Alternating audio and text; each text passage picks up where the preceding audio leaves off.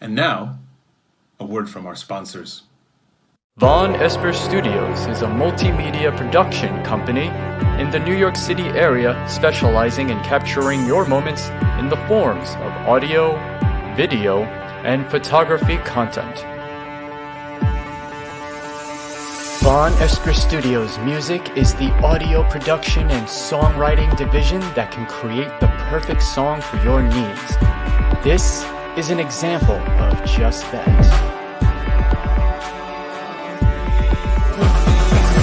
Need a jingle to make you tingle? Vonesper Studios Music is ready to write the hits you need for your project. If you are a singer, performer, business owner, or podcast host, you need great tunes to entice your audience. Or maybe you just need a theme song for yourself. Vonesper Studios is ready to create something to suit your needs.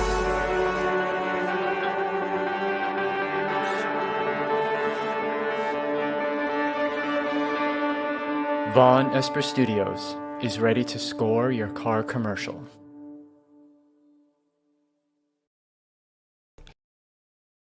I understand why there's so many addicts. You got to be at 100 or 150 and then 0. Honda Garage is the way to get healthy and fit in the 90s. He and I share a common affliction. I think I heard of them at an AA meeting. People that came to Haunted Garage shows, I started seeing them in meetings. I thought you just had to be like fucked up to enjoy our music. You never know where help's going to come from. And in my case, came from Dookie Flyswatter. Dookie was an intricate part to me getting sober at the time. We'd never heard of the word sober. We're like, sober? What's that? Just his presence sometimes has been really good for people. Just knowing the man made it easier for me to deal with my own mental illness. Being bipolar was the perfect vehicle for this band. That was before medication. Mental is the other side of genius. I'm Bill Wilson, don't you fuck with me. I am the trendy king sobriety. I'm Bill Wilson, don't you fuck with me. I am the trendy king sobriety. Me and Dr. Bob like to take it on a hook. Me and Dr. Bob formed a cold brother book. Used to be Bobby Jones, now it's movie stars and book. Used to be Bobby Jones, now it's movie stars and book. I took too many pills. I took too many pills. Took too many pills and now I'm dead. I jumped off the roof. I jumped off the roof. I jumped off the roof and now I'm dead.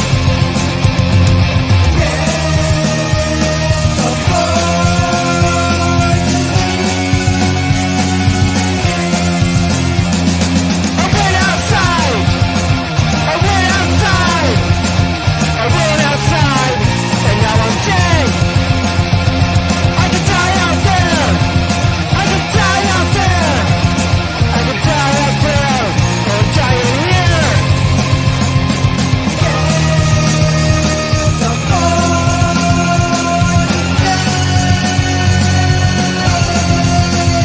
I took too many pills. I took too many pills. Took too many pills and now I'm dead. I have too many pills. I have too many pills. I have too many pills and now I'm dead. Oh man, I died again. Everything in this game could kill you. Does this mean I have to start over? No, that's a skill issue. I need more skills in life. Yep, usually that means you have to die more times. Hello, it's me, Kevin Vonesper. If you're watching this, you have found the GWARPod. Hey, that was a song from my brand new fucking oh, there goes my monetization and algorithm. Oh well, it's from my new album, The Final Boss. Available now at Bandcamp, and it might be on Spotify now. I'm not sure. I know I was approved for it. Anyways, go check it out. I'm a little bit casual today. You know, it's early for me, so I didn't put on the suit and tie kind of drag.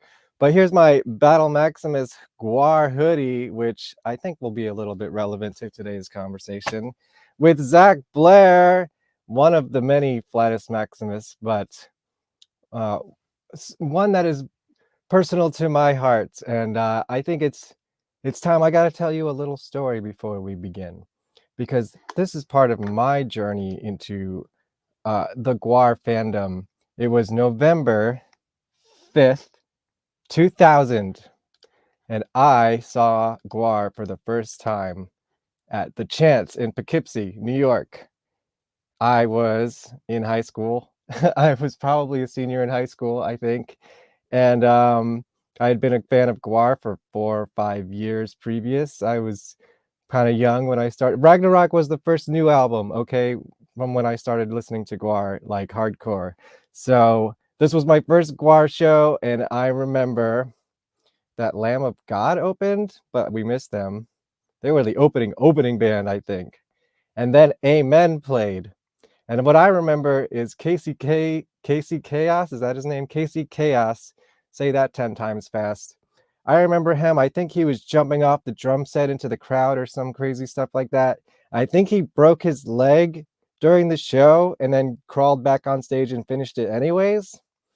I don't remember that much about the GWAR show, but I remember I was front row, pressed up against the barrier. You know, I had to get all bloody for my first time. And that's not even the cool part of the story. We got to skip to, okay, I guess it was April 2002, and I was going to my local art college's end of the year festival called Culture Shock at SUNY Purchase, a college that I actually ended up graduating from a couple years later. And guess who was playing? GWAR. Except they didn't actually play because it got rained out. But we were there, and I remember they were trying to move all the bands into the new student center, which I guess I don't know what the story is. Maybe we'll find out tonight what the story. The GWAR did not play, but I remember standing there in front of the student center with my friend Matt, and a guy walks up to me and he says he recognized me from a GWAR show right in front of the barrier at, I guess it was Poughkeepsie, because that man ended up being Zach Blair, and he was walking around with Bob Gorman, and I had no idea who they were because back then you didn't know what people in GWAR looked like, really. And like, especially the new guy. There's a new guy in GWAR. I don't even know if I knew that, even as a fan. So that's my GWAR story. And oh, here's the cool part. Here's the other cool part about that. I was getting all my props ready for the show tonight, and I got my Violence Has Arrived CD out, and I opened it up, and what did I find? This little piece of paper that is a little sleeve from a Bad Luck 13 Riot Extravaganza flyer. They must have played at SUNY Purchase. They probably destroyed the whole place. And look, it's a Flattus autograph from, I think is that your autograph, Zach? We're gonna find out tonight on the GWARPod. GWARPod comes from on GWARPod. GWARPod. GWARPod. GWARPod.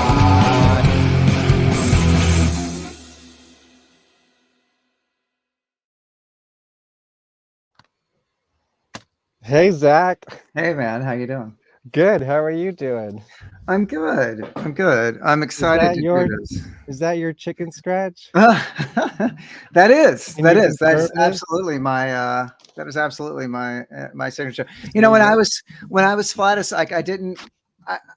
It was so hard. I settled on a few different signatures. Mm-hmm. I think toward the end, I was just signing flat. Like I would just sign. Oh man. Like just flat. Yeah, this is like flat, but then like kind of trails off at the end there. Yeah, that says it. Yeah, it was. I guess that's Bob's. I guess Bob wrote that. I can't even read it. Yeah, that sounds about right. Yeah, Pete used to like draw. If I'm not mistaken, Pete would draw Flattus's head with the dreads and like sunglasses. I think I remember him doing that, and I always thought that was so cool. But I can't. Right, I think I've seen that. Seems like a lot of work. Yeah, it was a lot of work. You know. So I gotta ask, do you remember SUNY Purchase Culture Shock? I do remember that. I do remember that show. Tell me your perspective on that day, because that's the day. Yes, we met 22 years ago. Well, If you can believe it.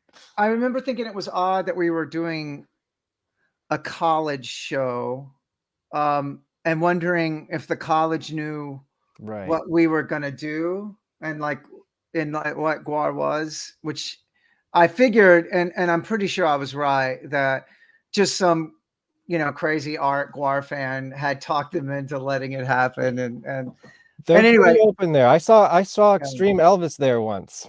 Oh well, there you So go.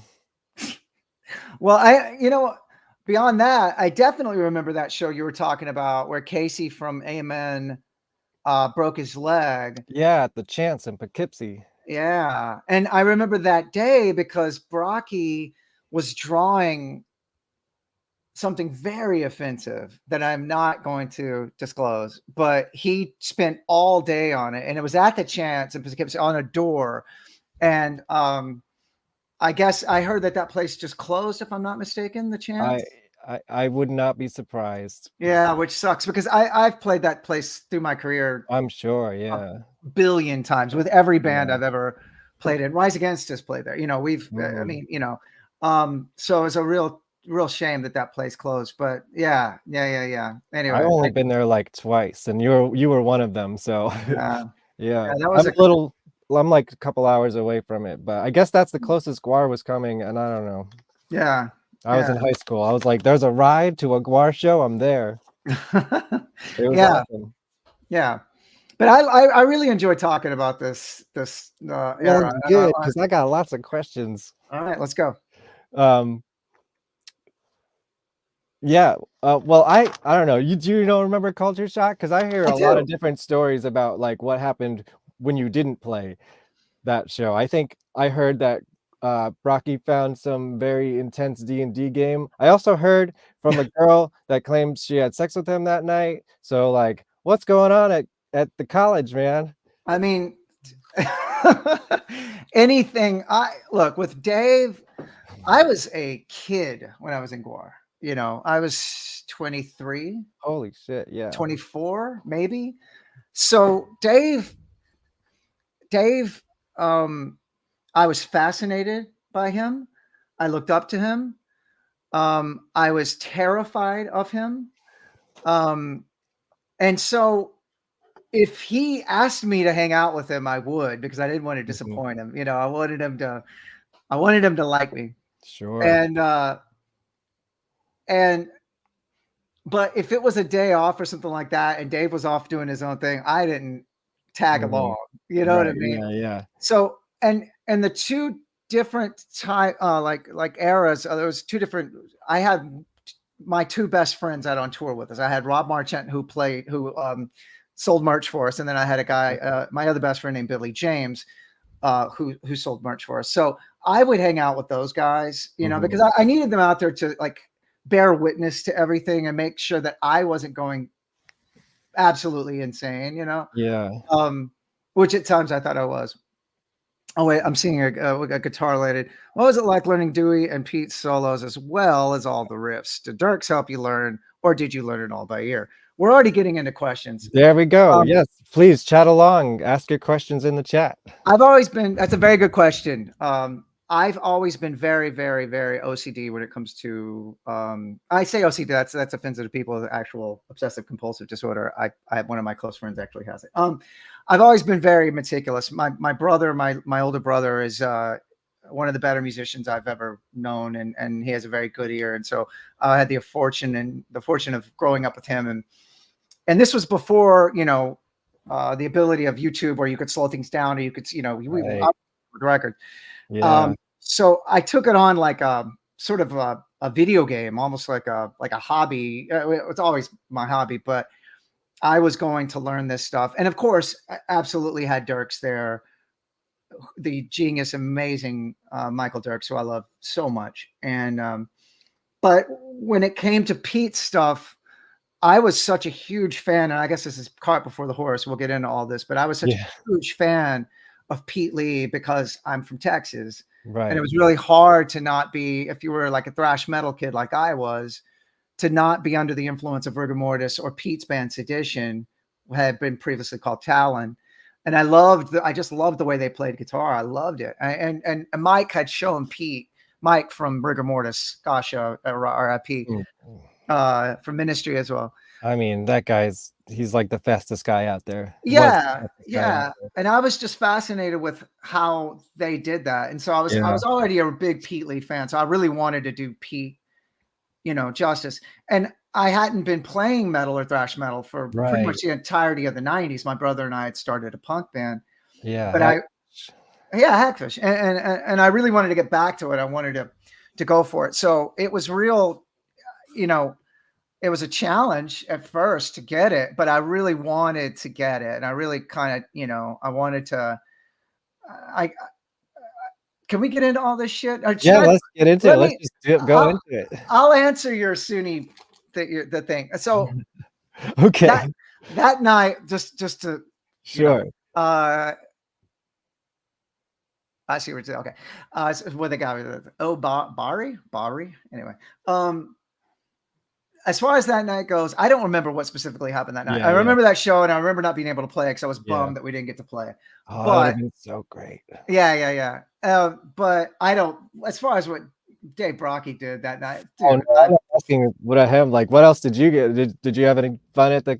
Did you? I don't know. Just because that was so significant to me. I was wondering what you remember from it. I remember. I just remember like actually not playing, but that's about it. I mean, dude, I've been on tour for 30 years. You know what I mean? It's like, right, of course, yeah. God damn it. Well, we came back the next night and ended up seeing Biz Marquee and the Locust.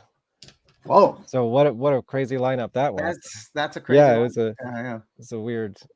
a weird school. I don't know if they're so weird anymore. Man, they had Destiny's Child play that festival once. Oh, really? You could believe it. Yeah, like in the 90s. Yeah.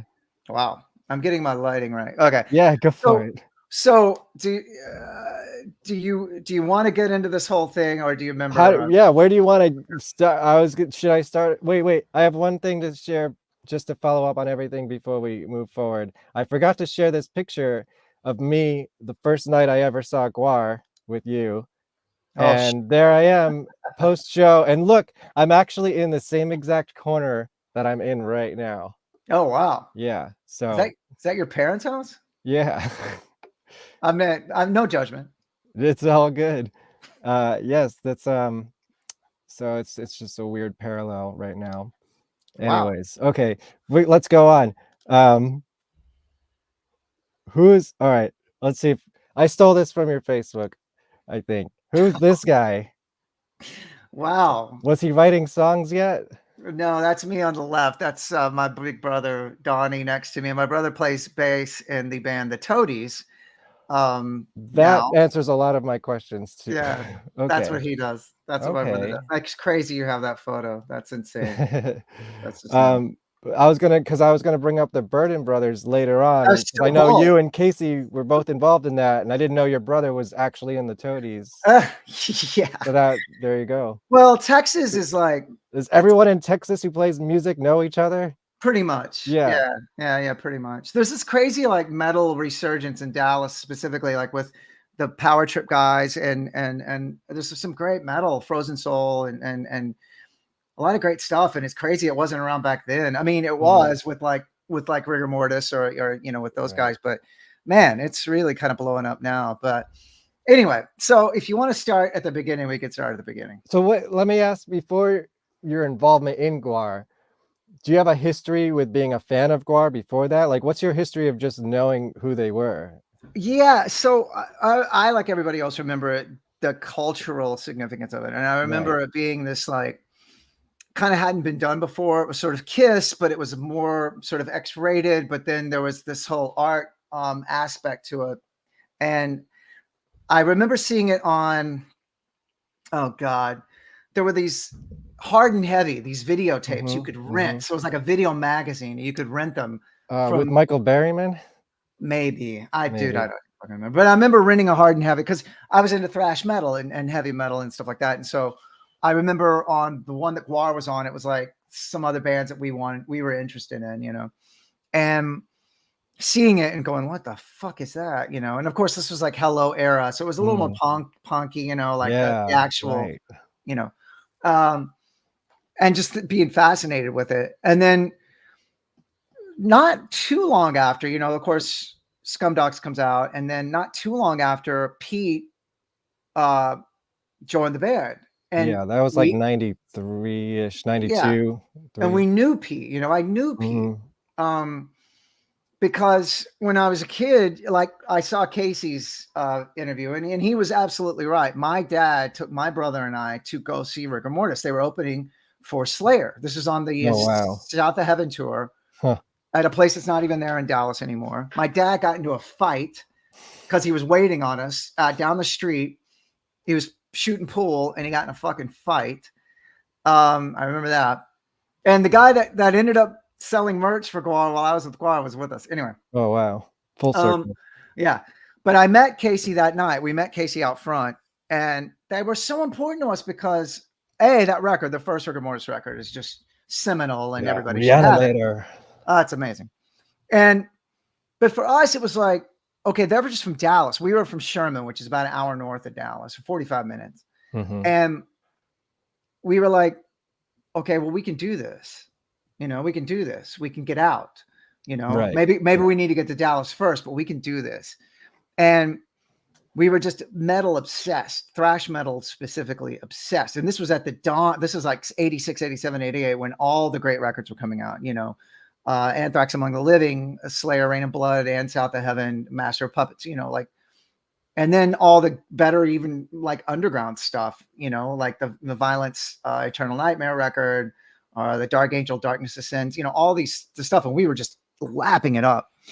And so met Casey and then got hip to Talon Sedition. I'm at the time I was a guitar player. So I was like, that kid plays like Mike Scascia, and then realized Mike had showed him how to do the thing.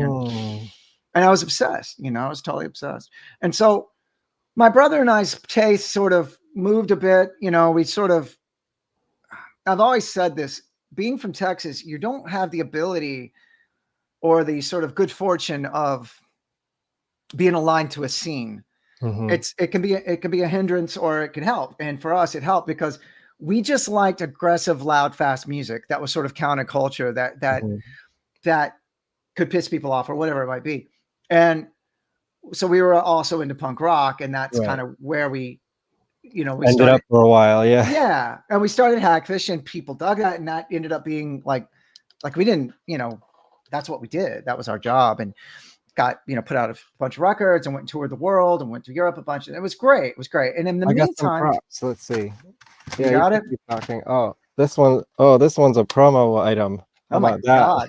That's I got that one too. Jesus Christ. That's crazy, man. Really? It's not that crazy.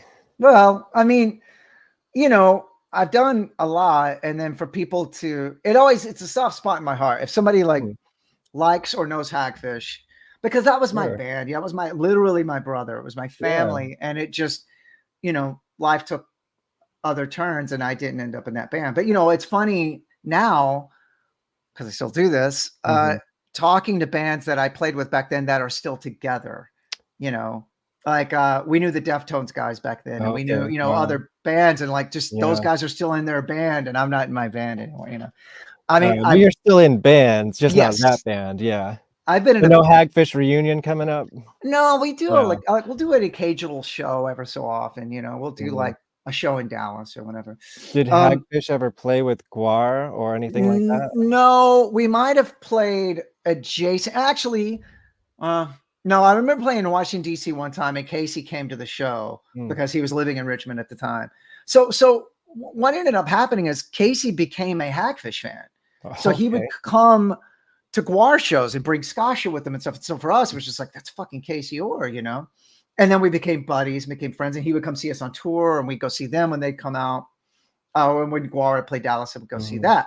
I became friends with, and I was already friends with Pete, but became friends with the other guys just through, them playing occasionally in Dallas and whatnot. Sure. So,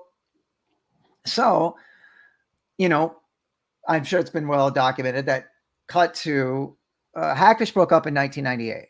All right. And Pete, that his tenure with GWAR ended. Right. And or I saw Casey out in Dallas, and he just was like, "Dude, we're auditioning guitar players, and if I'll put your name in the hat if you want to Bring try a bag of weed and you're in the band. Yeah, right. That's how it goes with you Texas guys. Yeah, right. And so I was just like, I my whole mission in life is to just be a musician. Mm-hmm. If that meant, sleeping on floors or renting a shitty apartment, whatever it might have been, I was just determined to be a musician. So I had, I never thought of playing in GWAR, I guess. Let's put it, yeah, right. I mean, who does? Yeah, who does? So it's a niche crowd. Yeah. So but I was like, that would be so much fun. Why not? And so he put my name in the hat, and sure enough, Brocky called. I was living with my brother, and that was in the days of answering machines, and he left one of his crazy Brocky voice messages. Zuck. His big quacky, and they were fucking with me because Brocky listed off like 30 songs for me to learn. So, we're going to have you learn. And it just so many songs. And I was like, oh, fuck. So, like we said before, yeah, it was like 2 weeks. Okay. I think something like that. So I was like, okay, if I start right now, but it was with CDs, I'm rewinding and fast forward CDs, and Dirks called me about halfway through and was like, hey, don't worry about those songs. Learn these 12. And I was like, dude, fuck, it's like, okay.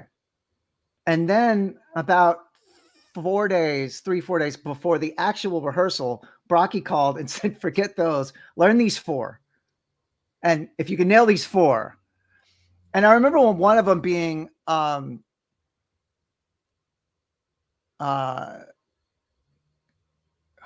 damn, I can't remember all of them. Give me one. Can I help you? Well, give me something. Oh God. We broke him. Well, I know it was like, I mean, I had to do like Salaminizer for sure.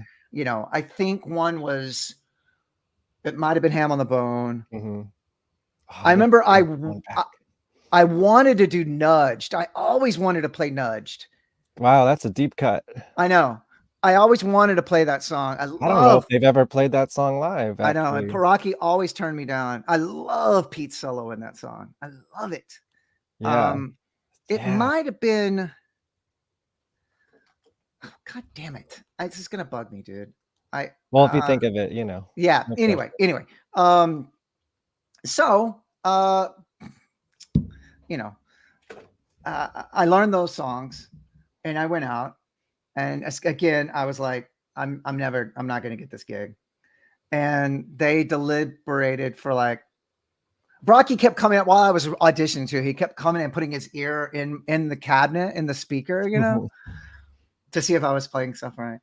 And which was totally unnerving and it was driving me crazy. Probably hurt him more than it hurt you. Yeah, totally. And this is in not the first slave pit. There was this middle slave pit. It was this big like old factory. And on Chamberlain. Yeah, it's on Chamberlain. Yeah, I spent so much. I've basically never been there, but I know things. Yeah, dude, that place was insane. Yeah, they filmed movies in that place. Yeah. We did. And so they deliberated and they came back and I got the gig. Yes, Evil Kitty Music. Sick of You was on the list. Although I think Sick of You might have been one of the ones that I had learned. But that was one of the ones that they were like, okay, forget that, learn these other ones. Anyone could play that one, right? Yeah. But Aping Pete, which if I was going to replace Pete Lee, I wanted to do a faithful, and I don't even know if I did, but Aping Pete was rough. I mean, Pete is, I said it in the GWAR documentary and the This Is GWAR, but Pete was fucking amazing. And I don't feel like Pete gets enough credit for what a great guitar player. He's very unique. He's very unique. Yeah, that's what I like about. Yeah, it's like the pantheon of Texas musicians. There's always something a little different about every Texas musician, and Pete was definitely that. So I always just, but anyway, so yeah, I got the gig. And that was to tour the We Kill Everything record.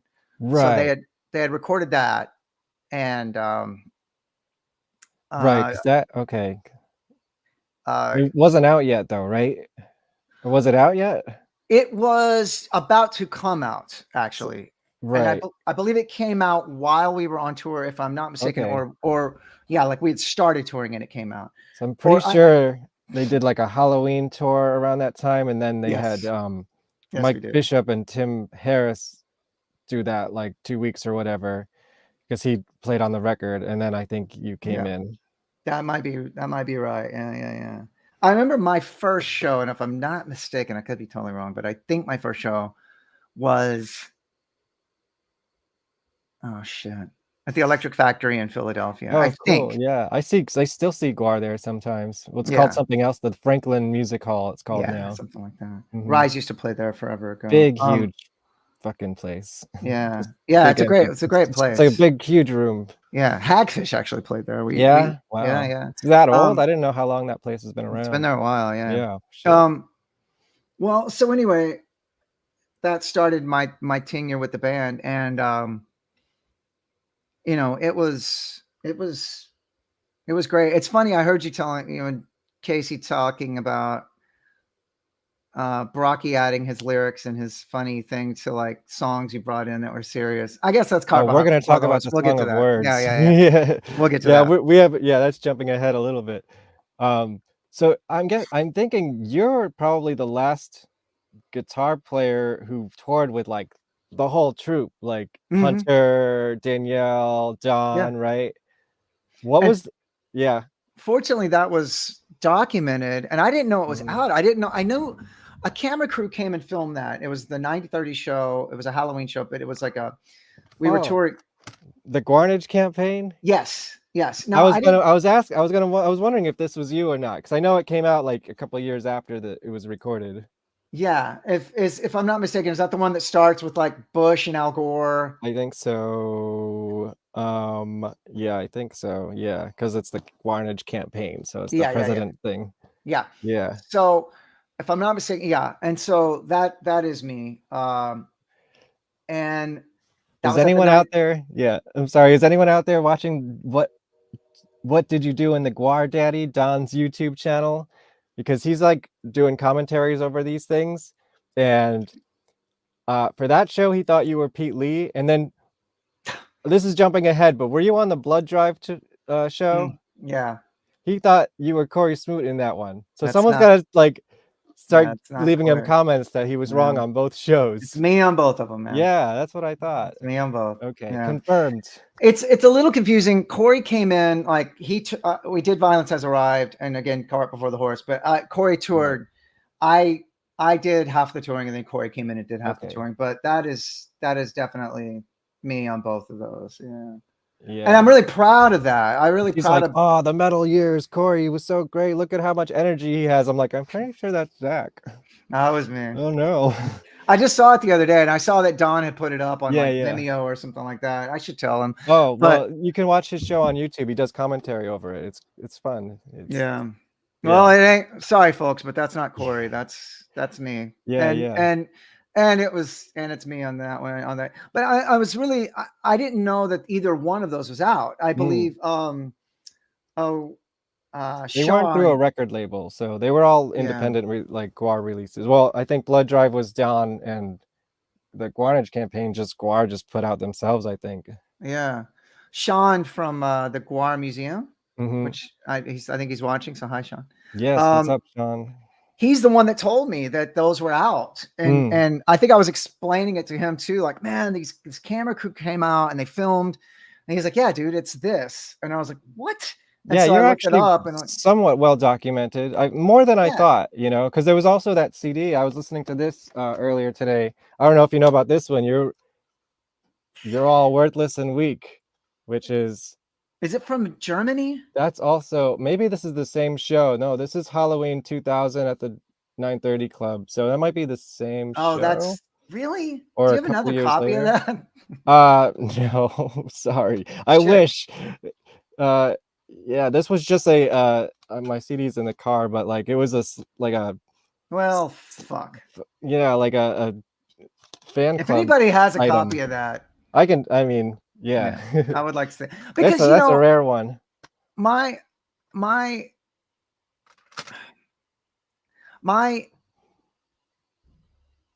whole tenure, it's before cell phones, so there's not many photos. There's not many. It was hard to find photos of you. Yeah, it was. And it was such a. I was wearing a lot of Pete's costume, and I had my own mask, and then Corey's mask looked like mine. So it's really hard to tell. Yeah. Whoops. That Corey's mask got sort of based on that one. My head was bigger than Corey's, so they had, they retired that mask, which I don't even know where the hell that mask ended up going. I think Corey. I don't know. Does wore Sean that. have it? Yeah, actually, he might. I think he sent me these photos that he found. Yeah, that's me. Yeah, you're kind of goofy looking as this character, huh? Well, I mean, I don't know. I'm not a big fan of the full mask because then you can't see your facial expression. I mean, this is a painted chin. Like, in the last photo was a painted chin, so I was definitely doing a face there. Okay, but I can see it. Yeah, I was also a chubby kid when I was in my 20s. Anyway. No. But the next photo you showed, that was when they made me a full mask, and that was, I'll tell you, that was based on the Violence Has Arrived, face. But I was also begging Bobby and Matt to make a chin, because I would paint as in the previous photo, I would just paint my chin red. Because the Pete mask, the Pete era, it was just a top lip. Right. And so you were able to, you had a chin, but you'd have to paint your chin. I was allergic to the grease paint. So my chin would just be like stained orange for the entire tour. It wouldn't come out. That would break out. And it was, terrible. So I was like, guys, please make me a full mask with a chin and they eventually did. And fortunately, the Violence Has Arrived artwork was a good way to base it on that. Dude, that was still probably the best GWAR album cover of all time. I mean, thank you. That picture is it's so cool. I remember getting that. It showed up at the Slave Pit, and Brocky. It's not on vinyl, I don't think. I'd show the bigger one. You're right. Yeah. I remember it had Brocky sort of he opened the paper, the box, he unboxed that. It was it's an art piece. Right. I don't know where that is. I think it's hanging in the Slave Pit. Yeah. Okay. And just all of us taking it in and seeing it there. And it was, I mean, if I'm not mistaken, some of it was still wet. It was like the guy it's a painting, Yeah. Yeah. And it was something to witness and behold. But yeah, and like Orr said, that whole record, we toured Violence. I'm sorry, We Kill Everything. And that storyline with Hunter's different character, Scrotum Moon. Yes, the Scrotum Moon character, and it was just getting extraneous and silly. It was just getting so fucking silly, and nothing against any of those folks, but yeah, at the time, like metal was making sort of a comeback, and there was a lot of bands at the time that were obviously not ripping off, but like in tribute to GWAR, let's put it that way.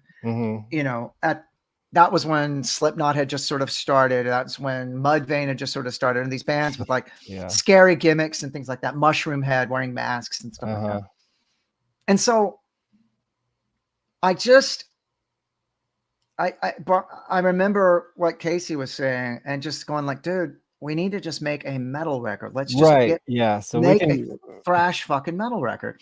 And I remember going over to Casey's house, and I had a bunch of riffs from when I was a kid. And so wait, can we save this for 1 second? I swear to God, we're gonna come back to it, but I think I want to see. I found something in the GWAR archive that I want to play.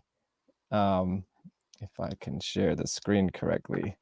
I think this is you explaining the show, which is like, what?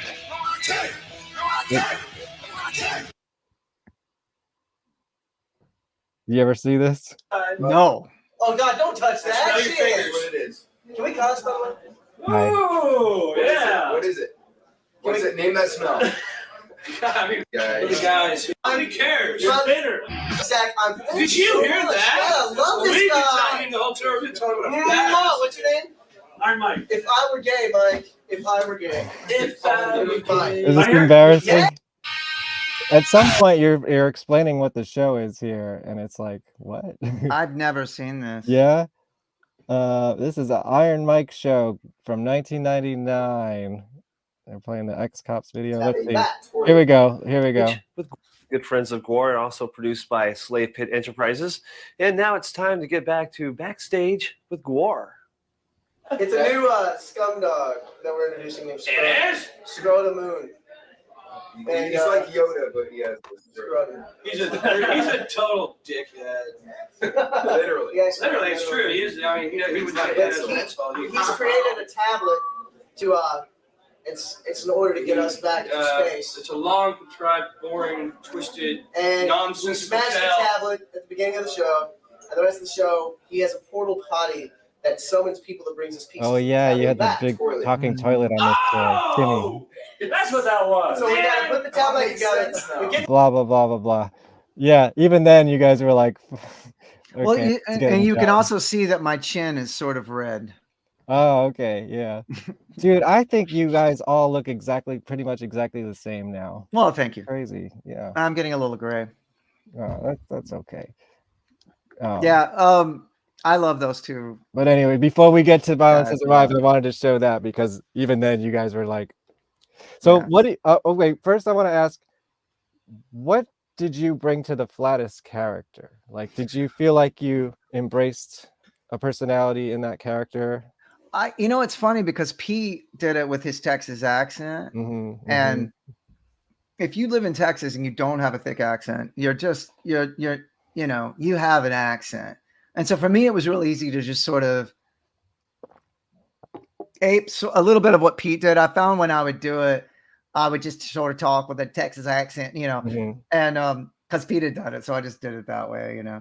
If you hear it on Violence Has Arrived, in the Song of Words, actually, I said, so he ends a coward's time. Oh, yeah. Because Brocky was like, he wanted us all to say something. And I think that was just like, I just did it. If I did interviews in GWAR, I would sort of just do my own voice. I never really did the affected character or whatever. Maybe I should have. But also, interviews in GWAR, usually Dave was with you and you never talked. You never got a word in edgewise, you know, like, and why would you, you know, why would you really, you know, there was no reason to, so. Right. Yeah. Gotcha. Okay. So let's talk about Violence Has Arrived. Okay. And the Song of Words, of course. Man, in my last re-listen to that, like a week or two ago, thinking about this show, like, man, this song actually fucking rocks. I just never really noticed it because it's so stupid. Yeah, I know, man. I mean, I don't remember whose riff that was. I remember like the mission statement with Orr and I about like, let's make a metal record. Right. We needed to back it up. So I remember going to Casey's house and with Lixor, with Apes of Wrath, because those were riffs I had had since I was a kid.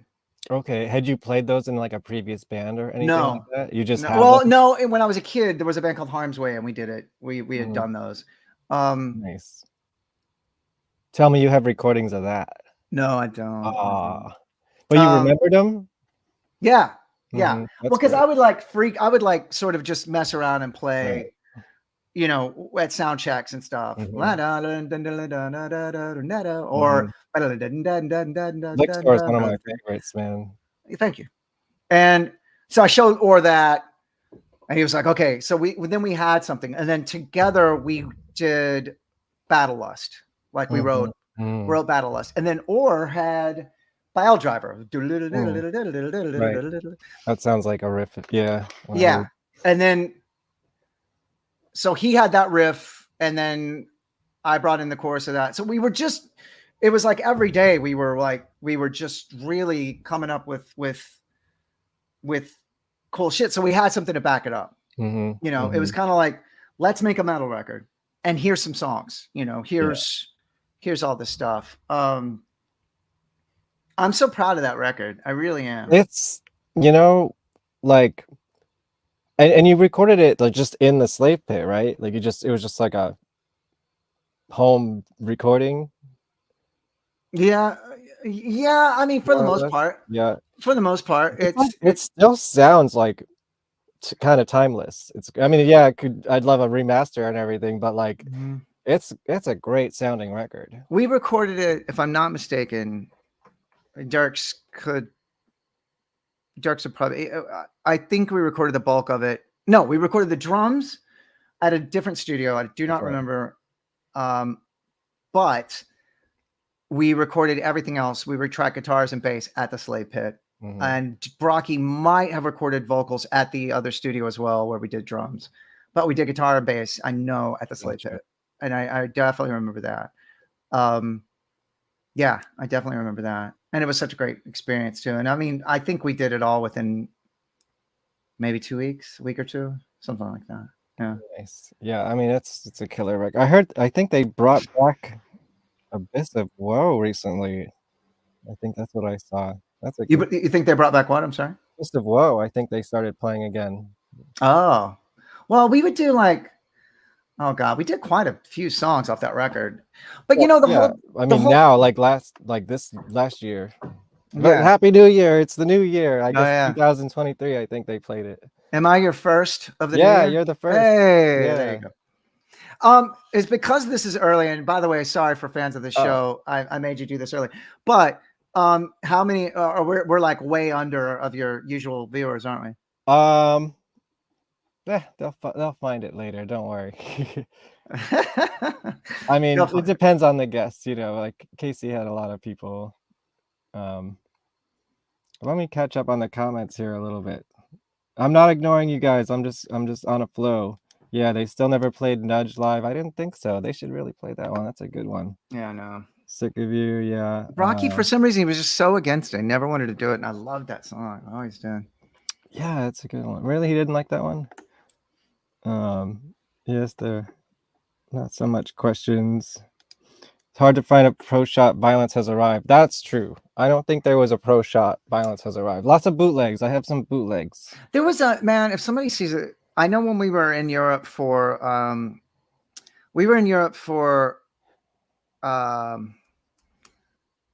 We Kill Everything, and somebody took a photo of us before and then a photo of us after, and I've always wanted to see that photo shoot because I'm pretty sure it was done really well, and that was like, it was just really cool, and I've never seen those since. Somebody go find them.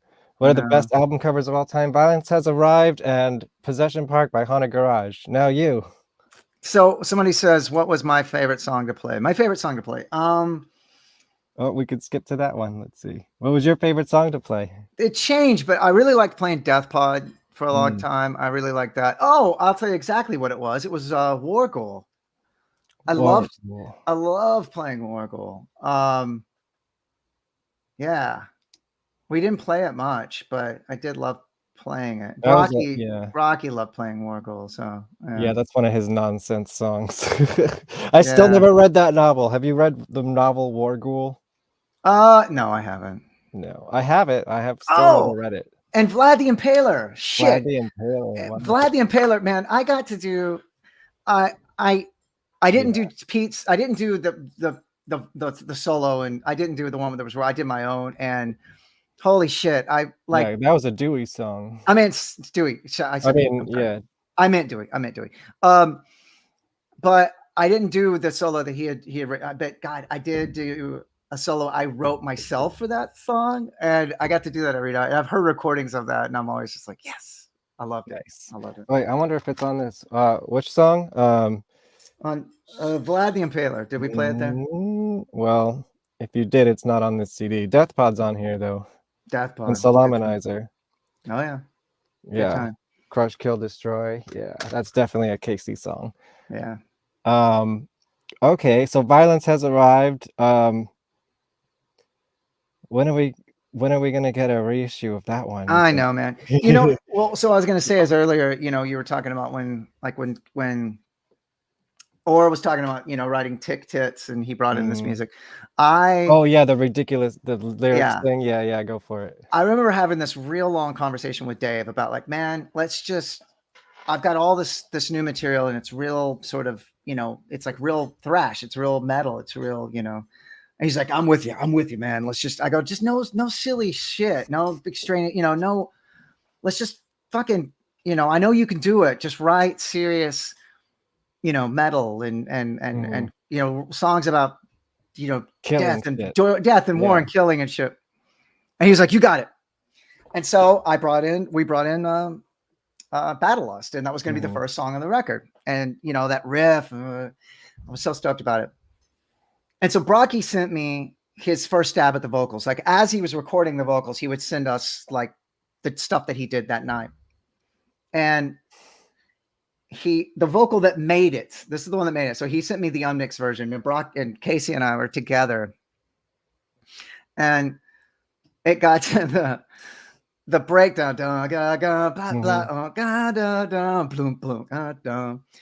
and don't even pause to perspire. Right. And we were like, this is great. He goes, well, maybe a little bit. yeah. And I was like, you motherfucker. Oh, but that's such a classic line. No, it's great. Dave can't not fuck it up. That's what I'm learning. It ended up being my favorite part of the fucking whole thing. But like, I even knew as I was telling him, I was like, he's going to fuck with me.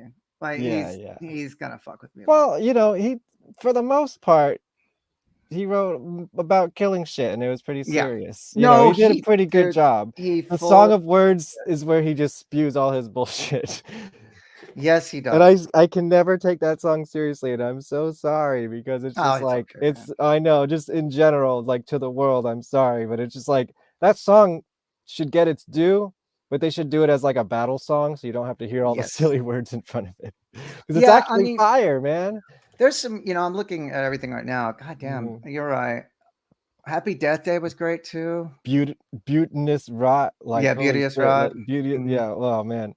And then here, right, go for it. And then I was gonna say, I was really proud of the Abyss of Woe. Yeah. I was really proud of that song too. Didn't this come out on like September 11th or something like that? No, I don't think it came out on the. Shit, I could be wrong, but I know it came out around there. And, was that where like? Do you remember getting shit for that or controversy over that or? No, that was a really interesting time though. I mean, at the first, I didn't even know. We were kind of like, fuck, we're not gonna be able to tour this record. Until the smoke literally cleared from all of that, and figuratively. We didn't know what was going on. It was a very weird adjustment period, a very different time for the band. And then within 6 months or so, we were on tour. And, that, unfortunately, that sort of touring for that record sort of ended my tenure in the band because, and I've made no, bones about this, that Rocky started doing things that caught up with him eventually, unfortunately. And I didn't know shit about anything. I still don't, but I knew that wasn't going to end well. Because I knew what he was like. This was like the beginning of it? This is the beginning. Yeah, this is the beginning of it. So I remember before this, he was like, oh, we're a beer and pop band. It's like, yeah, no. Yeah. And that started happening, and I knew it started happening, and I had nothing to go to, know. And so it really broke my heart because, like I said, I loved the man. I loved him. I did. And I remember him calling me and saying, because I told Dirks, and Orr knew as well. Was this like after a tour, or like was there like a moment? It was after a tour. I got back, and that one particular tour was like, it was real obvious. And I didn't, I didn't know how quick it was going to happen, but I knew it was going to happen. And I hate to say that. I hate to fucking say that. But, and it broke my heart to do it. And I didn't want to do it.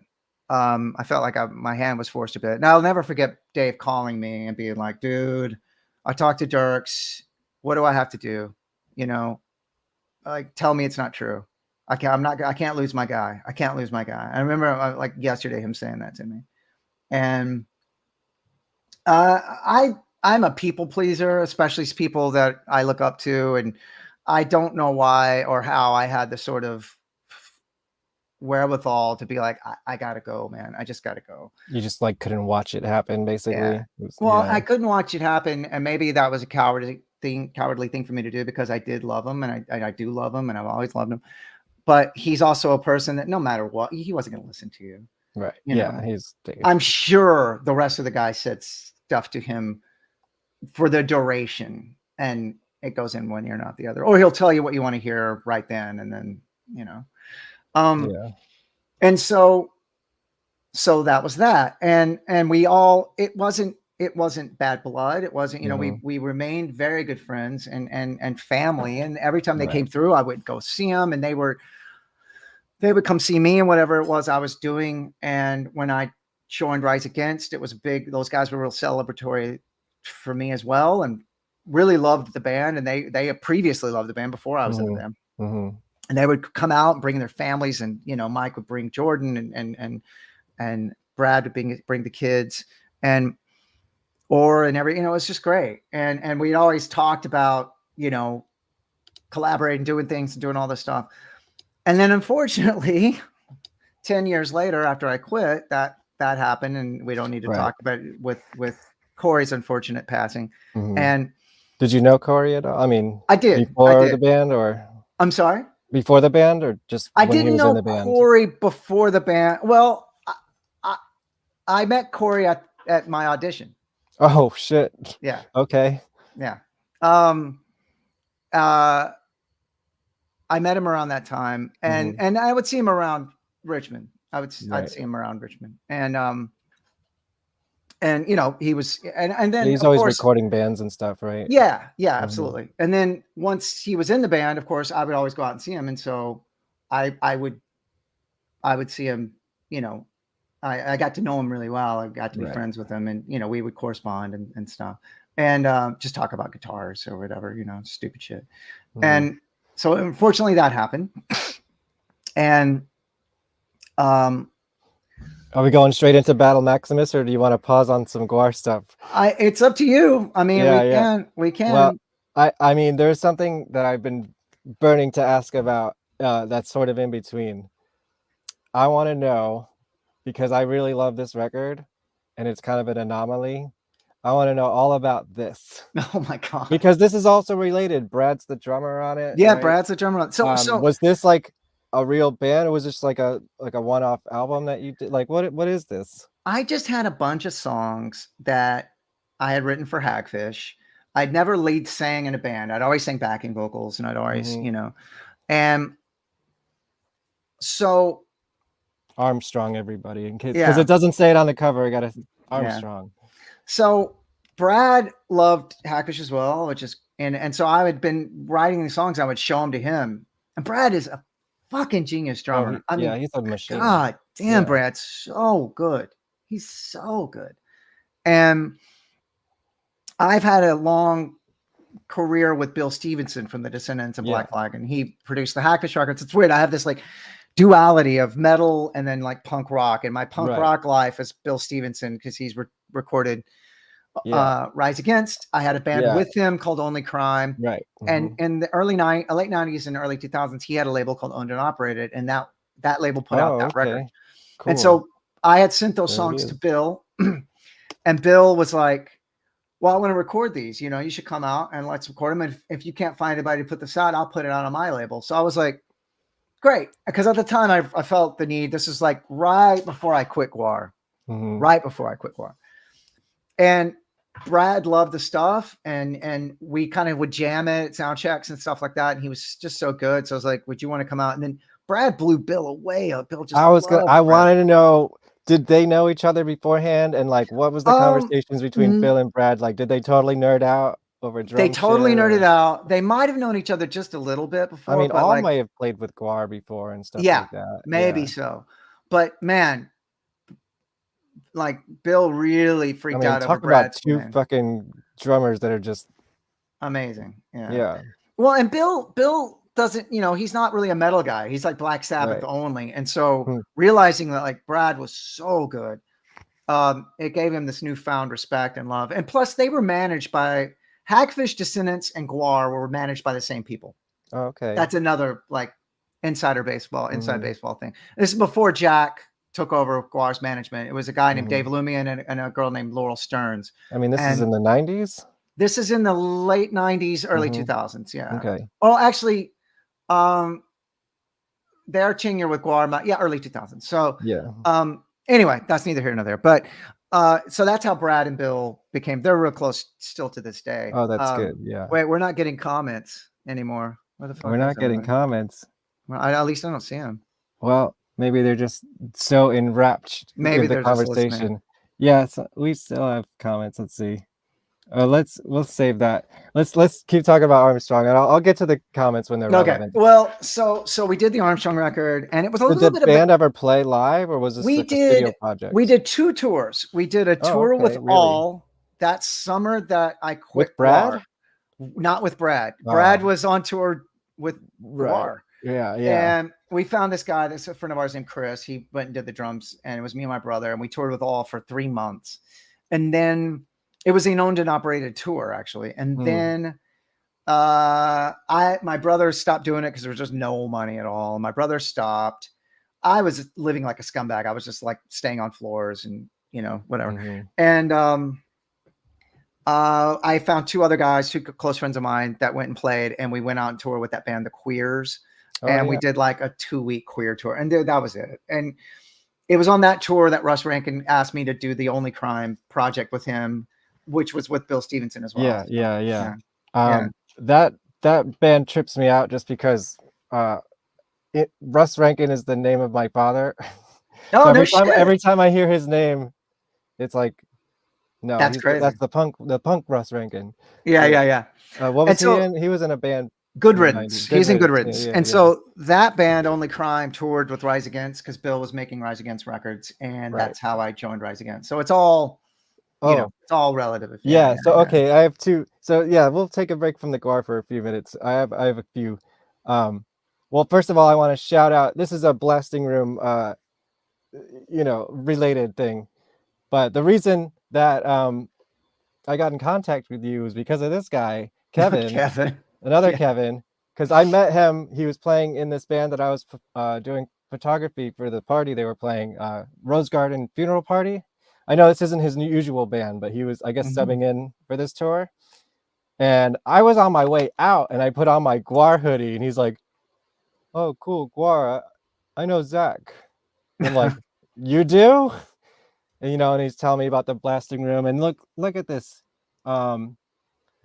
His band's fucking single on flexi disc. Yeah, Starving Wolves. So that's they're from here in Austin, Texas. So shout out to Kevin. Yeah, Kevin's a great guy. And their band, Dave Rodriguez, who also plays in the band The Casualties. Yeah, I've seen Casualties with GWAR actually before. Yeah, Dave's I edited a music video for them a long time ago, but before he was in the band. Yeah, and so with Starving Wolves, I go and I kind of song doctor them, like we sort of produce. They're producing at the Blasting Room with Bill, and they did that with Bill at the Blasting Room, and they kind of they just need outside ears on some of their songs and stuff like that. So it's a lot. We have a lot of fun. Yeah, but that's a good bunch of guys. And I was just under the impression that you just are hanging out at the Blasting Room when you're not doing anything else. What's that now? I'm just assuming that you just like show up and hang out at the Blasting Room when you're not doing anything. Well, no, I mean those guys are in Texas. I just would go to their rehearsal room and help them with puncturing up their songs. So we'll answer these 2. So you said the economics question. This is Evil Kitty Music. How does Rise handle? No, we've never charged a band to open for us. That's preposterous. I think that's completely ridiculous. Although, well, never mind. But we've never done that. We never will do that. And no, we give bands what they're worth. And we take bands out that we like, and And sometimes if it's a band that we aren't huge fans of or whatever, of course you become friends while you're out there. Maybe the tour package makes sense or whatever. Then with primary guitars using GWAR. So while I was in GWAR, we got to deal with this weird company called Lag, which was, I knew Iron Maiden used Lag guitars. They were like a company out of Montreal, I believe. And Phil from Motorhead uses a Lag Explorer. He has like a signature, but it was a really weird guitar. I mean, they gave us one each. And then we got a Washburn deal. So if you look on the Guarnage campaign, I'm using a Washburn. It looks kind of like a Les Paul, but it's this weird shape. I didn't love it. And Dirks had this really cool one-off, like they had the Dime Slime guitar that was like the green. Casey had the Dime Slime bass. Dirks got, it was like their version of the Dean M, like the Dean Dime bag guitar that, you know, the M1, ML1. I couldn't.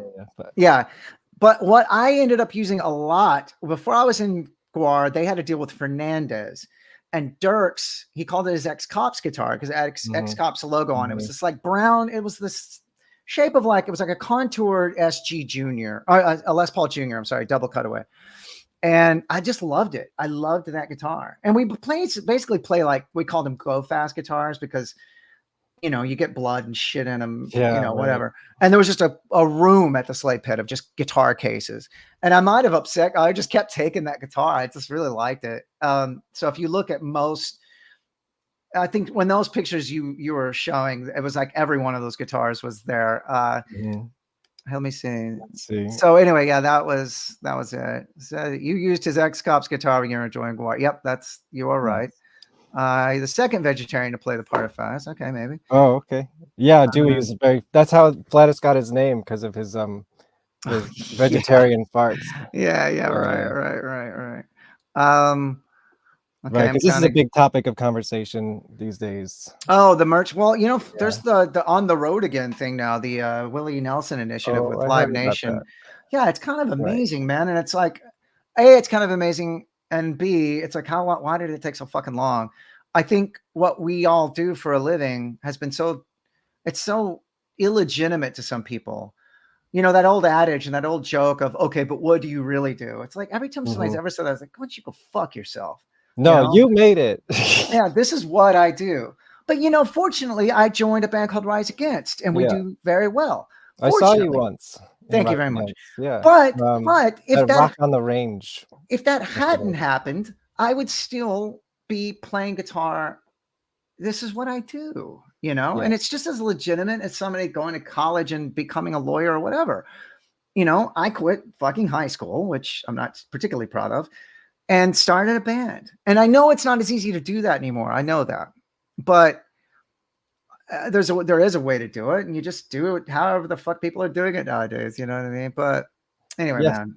Well, I can tell you, I use Logic, and I post on Bandcamp and Spotify. And now get in a van and go to it. I know, exactly. What amp did I use to record Violence Has Arrived? I used a... So when I first joined GWAR, I used a Mesa dual rectifier.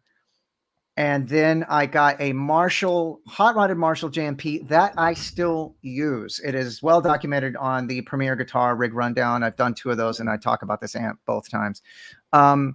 It was modified when I got in GWAR. I bought it at a place in Dallas, and it had the Eddie Van Halen mod, Brown Sound mod. And then it has now been modded again. So it's this whole other kind of gain stack. But I think I used that hot rodded Marshall JMP on Violence Has Arrived. I'm pretty sure. And you still use that with Rise Against? I still use it with Rise Against. Isn't that crazy?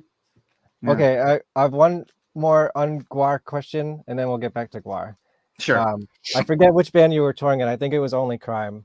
I had a guest on my other show, my regular show, a couple weeks ago, Emily Whitehurst. Try to light myself better. Go ahead.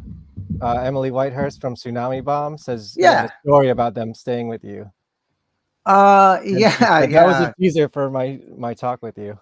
Yes, she stayed with me. They stayed with me, and I was single, which I am not anymore. and I had a friend over, and yeah, I'm not going to talk about this. I can't even believe Emily This came from her. I don't know what the story is. I can't even believe Emily brought that up. Anyway, next question. question. I figured she knew you probably because of the punk scene. Emily knows me very well. Yeah. Emily's husband, Doug, is from my hometown, Sherman, Texas. We went to because she lives in Texas again now. Yeah, we went to elementary school together. Me and her. Holy shit! Yeah. Wow, it's crazy. He's from Sherman, Texas. He's my age. It's nuts. It's nuts. Yeah. Wow. Anyway. Yeah, Tsunami Bomb. I love so what are your thoughts, experiences in tracks live? I've never done it. And people might think that's crazy because a band like Rise Against, every band we don't do it. We just don't do it. Click track, anything? No. Nothing. But Brad uses a click track in GWAR. Yeah, because their show is printed, like with the video when they used to have the videos. I figured most bands at least have like. Yeah, we don't do that. Wow. And I mean, for better or worse, there's nights when we're like rushing the shit out of our stuff. Right. It's like part of the fun of the live experience. Yeah. Right? And then there's nights where like, we got to calm it down tonight, whatever. But I will go on record, Rise Against has never used tracks. Now, will we on bands that do or? Yeah. No, I mean, there's nothing against it. I mean, will we one day? Maybe. I don't know. But as far as right now goes, we've never done it. We've never done it. Yeah. All right. I think it's just like another misconception about me because I've been in GWAR. I have never done drugs, drank, or smoked ever. You're straight edge for life? For life. Wow. I don't claim it anymore because I'm fucking 50, but I've never done drugs, drank, or smoked. Yeah. Will you ever? You're 50. You said you're 50 now. Like you're not curious at all, or? No, I'm not. I'm just not. I've seen it. I mean, look, we're talking about. We're gonna do one of my closest friends at the time that it ended his life prematurely. We're talking about another very good friend of mine. It ended his life prematurely. That are just in one band. I just don't see. And I'm to each his own. I do not judge anybody, but for me personally, I just it doesn't.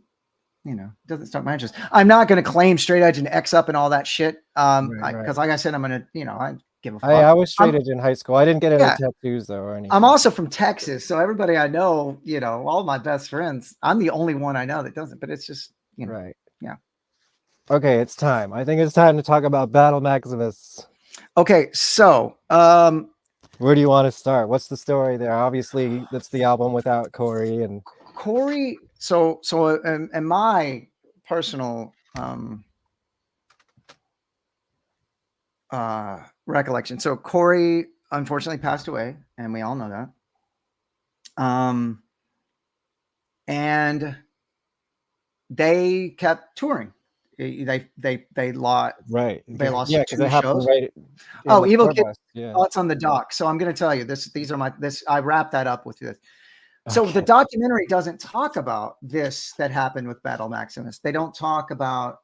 And I definitely told the story, but I do love the doc. Don't get me wrong. Scott that made it. You're a producer. You're a producer on the doc. Do you have to say that? And I scored it. And I scored the doc. That's right. Yeah. So the little connective tissue music and the riffs and all the metal and stuff. And the opening credits. Right. Wasn't there like an outro song with everyone's name in it and everything? Was that you? I don't know about that, but the opening credits theme music is me, and the between the there's a bunch of riffs in between parts and stuff. Anyway. Scott Barber was my first guest on this show. Scott's amazing, and I love Scott. we did tell this whole story, and it just, I mean, God, you're trying to tell the story of a 30-year band with. That's why I started this show, to expand it all. But it doesn't tell this part, and so they kept touring. They toured as a 4-piece. Right. After Corey passed away. And just in case anyone's wondering, it's not like. No, they were on tour when it happened, and they continued doing the dates. They missed one show, I think. They missed one show, which is bananas. It's just bananas. They were in the same bus. Right. They toured in the same bus, So they came through Austin, and we all hugged, and we're just, those guys are my brothers, they're my family still, I love those guys. I love Brad Roberts. I love Michael Dirks. I love Casey Orr. I love Matt McGuire, Bobby Gorman, you know. And I just said, if you need me, you know, I'm here. And I told Brocky that, you know, like in his eyes. I was like, I'll do anything you need. And he's like, really? And he goes, me a new album. well, and he was like, basically, yeah. He was like, do you have any metal written? That was his first thing. And I go, always, right now, always. You know, I have, right now, I have. Dude, let's write a song right now. We can. And so I said, when do you need me? I'm there. You know, and I was very busy. Like, Rise Against is a very busy band. I'm always doing something. That's definitely a commitment. Yeah. But this was my family. And so I just said, you tell when, you know, when. And I think that the thought process was like, if we go home and slow down or stop, it's going to kill us. Right. We're just going to stop. We're just going to break up. So, yeah. So they had been, you know, it had been a while since they made a record anyway. And so it was like, okay, that's the new thing. Let's make a new record. And so I started sending demos immediately. And what songs? What were the first songs you wrote for it? The first one I wrote was Raped at Birth. Then Torture. And then some of the riffs to Battle Maximus. This is a funny story. So the intro of the record, that's my GarageBand demos. Like the keyboardy thing and everything? All of it. Wow. All of it. The acoustic, that's a 12 string. It's not here right now. That's just like shitty 12 string I had. I sent it as a demo. Like, this is something we could do. We could add synths later and we could do all, but here's my idea for a synth. And it could just be this like way to sort of, I thought it would be like a send off for the Flattus character, for Corey and for everything else. And Brocky added vocals to it. And that's the music on that intro is 1000% just GarageBand, my GarageBand demos. And then I have like a mini, it might be here somewhere, like a little mini Crybaby, and I just, you know, ripped a lead under it. I was like, it was a placeholder. All of it was a placeholder. And that lead was just like, whatever. And then he sang on it and sent it back. I was like, yeah, this vocal is great. When we record it, that'll be great. And that's just what's on the fucking. That's great. Yeah, it's what's on the record. I'm so happy that record got a re-release. The recent re-release. I think that's great. Well, first of all, the cover is way better. Yeah. I was like, what the hell is this? Well, and you know, so it was. So okay, so it was in the intro, Torture, Raped at Birth, Bloodbath, Battle Maximus, Falling. Hmm. Huh. Oh, and Bloodbath. Sorry. Yeah, Bloodbath's my favorite. Yeah, and Bloodbath. Those 6. Yeah. So I came in with those 6. Like, that's a good strong part of a record. Yeah. Yeah. Let's start a record. Let's get it going. And they were either still auditioning or they had already auditioned Brent. They might have, when I first went up, because I went up like maybe 3 times. And the first time they were still auditioning guys, and then the second time I believe they had found Brent. So there was 2 different areas where it was like all of us in the room, me and Brent and Dirks, and that was amazing. Wow. That was so much fun. Oh wow! And that's when we got to kind of go through the idea of what was going to become, right. I wonder the song Battle Maximus with the leads, and that originally just as a demo, it was like just me and Brent going back and forth lead wise, you know, and then whatever, you know. And they added all the people. Yeah. Did you like rehearse these songs with the band, or they? Yeah. Yeah, it was like there's pictures got of into the room and and that was another thing that was so much fun is like, holy shit, I hadn't been in a room with these guys in 10 years. The only thing missing was Orr, you know, and it was Jameson was playing bass, but it was like, I can't tell you what it did for me was seeing Brad, Brocky being there at the mic, and we're in a rehearsal room again, you know, and Dirks. It was great. And at least in the re-release, and I had no clue that you wrote so much for it. I thought Brent played half the rhythms, but I guess it was much more collaborative than I thought. It was, and you know, on those 6 songs, because those are the 6 that I played on. I don't know who played what else. I know I definitely played leads and rhythms, and you know, the ones that I wrote. I don't know if Brent played a half a rhythm or if it was just me and Dirks on those 6. But at least on the new re-release, it never said all this before. And on the re-release, it's got Dirks was like, liner notes is better. We credit you. You know, they finally put my name on the songs that I wrote, and there's a picture of us all together inside the record too. Yeah. So it was so important for me. I'm so fucking glad I just broke down the wall and just said, I offered myself and just said, I'm there. Because if I hadn't done that, maybe they would have thought I was going to be too busy with Rise Against. And I never would have. I got to play with Brocky on his last record. Yeah. Period. Yeah. And it's so important to me. And it's so a badass record. I mean, you know, I have a controversial opinion. The Corey period is my least favorite era of GWAR. I love all GWAR. Okay. Sure. But that's like, I like, you know, for me, they were a punk band playing metal songs. Right. And I feel like there was an originality to their style that kind of came back with this record. Yeah. Well, you know, and that's and that's funny because I share the exact same view. Take a song like Torture. Toward the end, I took one of those things to hell with me. You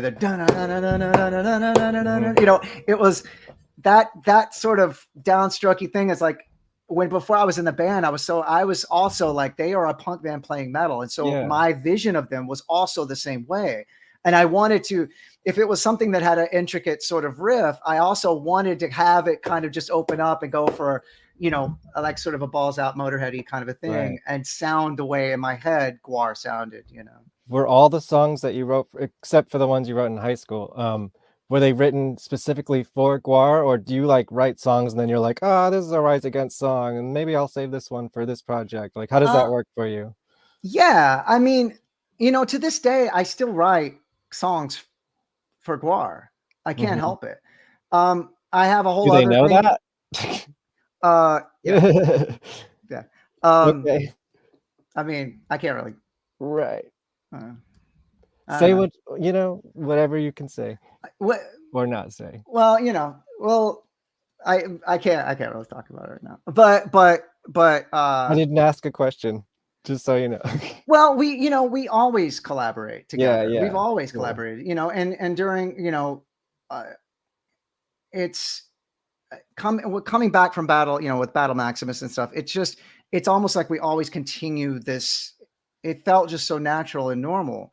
And so now that, you know, the band is in flux and stuff like that, you know, it sucks because I'm always so goddamn busy. I would have loved. Are you the new guitar player? No, I'm not. But we did talk about when it first happened, like, can you play some shows? Can you do some? I mean, I guess that's an exclusive, and I won't tell anybody. But that had been talked about, and I just couldn't do it because I'm fucking busy. But I would have loved to have done it. I would love to put the costume back on. You know, it would be a new character, but I would love to. It'd be so. I have a question about that. So I don't know if you have an answer to this, but if you don't, feel free to make one up now and it's canon. But tell me about Splattus Maximus. Well, and this is a cop-out image of them, but do you know you have a card in their game, Splattus Maximus? Oh, which is really? Yeah, although it's just it's a reused photo from Flattus from the Scumdogs era, but I guess that's what you're supposed to look like. I did not. Can you confirm or deny this? I've never seen that. I just, you know, honestly, it was just kind of like when we had to come up with a name. The story? Tell me the story. Make it up right now if you don't have one. Here, this one's a shiny one. Wow, I want one of those. I've never seen that. Or the card game that I've never played. Send me one of those, Kevin. Okay. When we had to come up with a name, you know, it was just like that. We all had to come up with the Maximus name, and I was kind of like, well, fuck, I was Flattus, you know. But so I was like, what can I be? And I couldn't really figure out why no one had thought of Splattus. You know what I mean? I was right like, there. that's great. So if I ever do Gwar stuff again, it'll be Splattus Maximus. Okay. Do you have a look that you would want to bring to that character specifically? I Have you don't thought know. about I this? mean, or- Bob and Matt are such geniuses Right. that it's like, you know. Just And I let it notice you send have you- people on here that have like gone and helped those guys out, and like you really interview everyone that has like Yeah. played in the band, helped the band out, and just done all kinds of stuff. The That's first that's few interesting. singers, the Death Piggy Yeah. guys, like anybody. So I don't know what Splattus would look like. I would imagine he'd Yeah. have dreads. That'd be really interesting. And I tell you, I would love to go do it again sometime. I would love to if I wasn't, and this busy band that I'm in, but I would love to. But as far as like future writing and stuff, I mean, absolutely, Nice. always. And again, it's just, I'll even just hit Dirks up every so often and be like, what do you need, buddy? Mhm. I mean, anything you need, Is Rise Against ever going to take Gwar out on tour? I would love to. That'd be great. That'd be fucking awesome. Because now they're a Live Nation band. I saw that It's true. Mudvayne thing. It's true. They've proven you're themselves. You're shook. I Kevin do. Jesus. Well, okay. I have a question about Battle Wait, Maximus. do you have a favorite Gwar album that you didn't play on? That's a good one. This might be a hot take. I really love Ragnarok. I love Pete's playing on Ragnarok. Pete is on fucking fire. And Carnival of Chaos, man. Again, Pete's fucking playing. He's so goddamn. I love the way Pete plays lead guitar. And I just watched some videos of him. He came back and did the X Cops thing, which is great. And it's still I know. I can't Pete. wait to see X Cops. I'm gonna finally see him. It's still Pete. It's just he's still got it, man. He's still just. Is Pete Lee gonna be the new guitar player for Gwar? I cannot confirm nor deny. Yeah. I can't confirm nor deny anything. But yeah, and whoever plays with Gwar on the next thing, who knows if that's going to be the guy, like Casey said, I was only supposed to fill in for Pete. I wasn't, Pete was going to come back. Oh, and okay. then, so who knows? You were one of my favorite voices in the documentary. What impact has being in Gwar had on your life?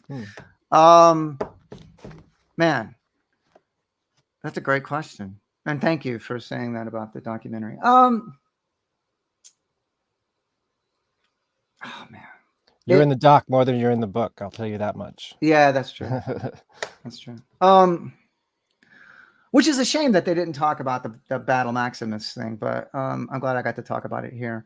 Yes. The impact of my life is that I met some amazing people and musicians, and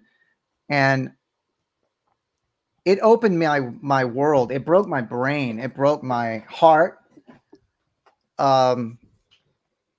Because I get emotional to this day, as we all do, talking about Dave, because I never met anyone like him, nor will I ever meet anyone like him. The guys in Rise Against met him. He answered the bus door in a towel. He told the most offensive racist joke I've ever heard in my life immediately. And I was just like, oh my God. And then he talked about, the Stalingrad 1942 World War II war with our drummer for like 3 hours, and he's just a Renaissance man. I mean, he also was the funniest person I've ever met in my life. And you were around somebody that was like, Dave was of a different time. When I watched the Killing Joke documentary, it's the same thing about Jazz Coleman. There's a Killing Joke documentary? Yeah, it's on it's called the Death or Resurrection Show. It's on well, they need to update Amazon. it now, I guess. It's amazing. Right? I know. But you realize this guy was born in the wrong time. Like Dave was a czar. Dave was a Viking. He was a Hun. He wasn't of these times, he was out of place. And you realize when he was in a room, he just took up the whole room. And I admired him so much, But anyway, as far as what Gwar, quick story. So Rise Against was fortunate enough to go on a tour with the Foo Fighters, right? And I was trying to keep to myself. This is being in Gwar. And hang on a sec. Pete was using his old 3 pickup at Ozzy. Anyway. And we had been out for a few days, and Dave Grohl was very nice to us. He's very generous, right? And we're sitting at catering. Dave Grohl's a table over, and me and my guys are talking. And somebody said something about Gwar and me playing in Gwar. Dave Grohl slams his tray down, and he goes, "You were in fucking GWAR?" And I go, "Yeah." And he grabbed me by the shoulders and took me to his own personal dressing room, and we stayed there until I went on, because he had windows opened up on his computer, 35 of Dave Brocky interviews. He was obsessed. He was really obsessed. And he kept asking, which one's you? Which one's you? And, you know, at the time, my tenure was so undocumented. Yeah. At the time, you know, it's, you know, and he was fucking fascinated. And I just thought at that point, I was like, the power of this band. Was this before or after Otis did the Grammys, Dave Grohl? It might have been before that. But well, you know, he auditioned to be in GWAR once. He did. He told me that story, actually. So, but yeah. But Dave Grohl, come on the show anytime you want, man. So that story is just to illustrate that like GWAR opened up my world, you know, to where there's a lot of people that, you know, Rise Against is perceived as a really large band, and a lot of, and it is, and I'm very fortunate and lucky to be in the band. But there's a lot of times at any sort of social functions or whatever, I'm like, oh, I'm in a band called Rise Against. They have no idea. Or they'll say Rise Against the Machine. I'm like, no, it's a fucking different band. Yeah. And then I'll go, well, I was in the band GWAR. You were in GWAR every time. GWAR, yeah. Is that like, how does that feel like as a legacy of GWAR? I mean, and do you feel like their success has not been reflected in what their legacy really is? Or how do you wrestle with that, you know? I mean, I feel like they're underappreciated. I feel like when people brag, and I say this in the documentary, and people brag about DIY and things like that, no one is DIY like GWAR is DIY. Yeah. To this day. Yeah. Those guys, every guy on that stage worked their ass off to make that show happen. And now they're their own record label now too. Exactly. And so, like, you know, a fucking, you know, if you see me play a show in Rise Against, I didn't work that day. I walked up on stage and a guitar was handed to me, and I played, and I handed that guitar back, and I fucking bailed. You know, I didn't get up out of the bus and load the entire semi and work on the gear and all that shit, and then, you know, until showtime, and then put on a fucking costume that takes 45 minutes. About the flat feet. Yeah, and then play, and then load all the shit out and sleep for, you know, 5 hours or whatever, and get up and do it all again. It's, you know, can Zach reach out to Dave to help get him on the show? Which, oh, girl. I mean, I could try. I'll take it. Yeah. Yeah. No pressure. No, so Sleazy says Violence is his favorite album. That's very nice. He probably he probably doesn't know it's me playing guitar on it, but that's he's when he talks about you, he's like, oh yeah, then that guy Zach was in the band for a while. Yeah, I know. Like, I always forget about that guy. Yeah, I'm like, great, thanks, Don. Thanks a lot, Don. Well, you know, the only thing it on the Violence Has Arrived CD, if you pick it up, it says our actual names, which that was something they really hadn't done much. That's true, yeah. Yeah, they hadn't said that. So I've got that, and then I've got the re-release of Battle Maxes, where it actually says what songs I played on, and it doesn't say the ones I wrote, but the ones I played on are the ones I wrote. So. I think it says it doesn't. Oh, you know what? Has the whole story of the album in here, and I haven't read it yet. Have you read it? The whole story of the album. Did you know that did you know the story of Battle Maximus, like the storyline story? I'm not asking you to explain it, but a little bit. Brocky explained it to me while it was happening. As far as the real story goes, I was there. But no, the fake story. Like, yeah. Did this album really need to be remixed? How do you feel? Like, did you have anything to do with that? I mean, it sounds dynamically. I think sonically it does sound better. You know, I don't think it was in dire need of a remix. I'm glad it did get a reboot because, like I said, of the art decisions and things like that. I think the artwork is totally better. 100%. I'm glad I got credited because, you know, I didn't do it to get credited, but it's nice. You know what I mean? It's nice for your effort to get, like, you know. Not a big secret who's in GWAR anymore. Because even somebody like Don Draculich is like, oh, that guy, you know, whatever. It's like, fuck, man, I did like a lot of touring with Don Draculich, you know. What was the dynamic of the members of the band when you joined? Was there like tension or... Only between Hunter and Dave. Yeah. Always between Hunter and Brocky. And he held on to that shit. I saw that documentary. I was just like, God damn it, Hunter, really? Well, you know And what? Yeah. I liked Hunter a lot, man. I remember Hunter when I first got in the band. He was like, how does it feel bringing in your music you worked hard on? And then he's just going to write some lyrics that are going to be so offensive that no one's going to fucking listen to it. That's kind of a leading question. I know. I was like, well, man, I thought that was the gig. I mean, Yeah, exactly. Do you not understand what GWAR is yet? I mean, I was so happy to be there. I think he's let it go a little bit now that Dave's been gone for like 10 years. But I was there the night. Interview. I was there the night that Brocky pulled Hunter out of his bunk. Oh, right. Slammed him on the ground. Yeah. On that story. I saw that in real time, and it was horrifying. Yeah. The whole thing, man. But no, everybody, as far as the rest of the band, like I said, Casey Orr was one of my best friends, still is. And I mean, because we were both coming from Dallas together, we would always share a room and everything. Like I love me some Casey fucking Orr. Like that's my brother. But I became so tight with Brad and Dirks, and I don't know anyone quite like any of those guys. I love both versions of the album. Oh, okay. Yeah. I'll anything. I finally did a little bit of a side-by-side comparison, and I just don't know if it needed it. I'll take it. Trust me, I bought a couple of copies of it. Yeah. They have the unreleased song on there and everything.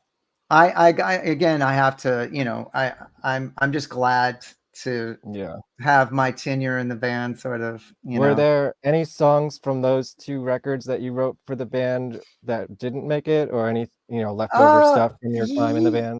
I know someone asked that in the chat before. There was quite a few demos for Battle Maximus that didn't make it, that I still hopefully will, that are still kicking around and still getting passed around and stuff. So I hopefully those will. As far as Violence Has Arrived.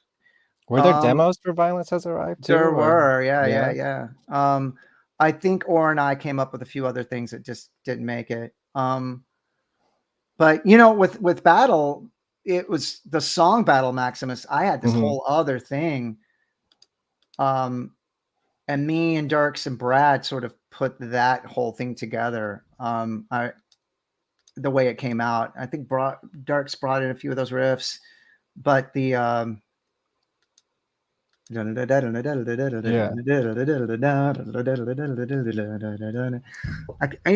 hard now to remember who brought in what, but anyway, yeah, I just know that record was so much fun to make. And then Dewey, who made that record, he passed away.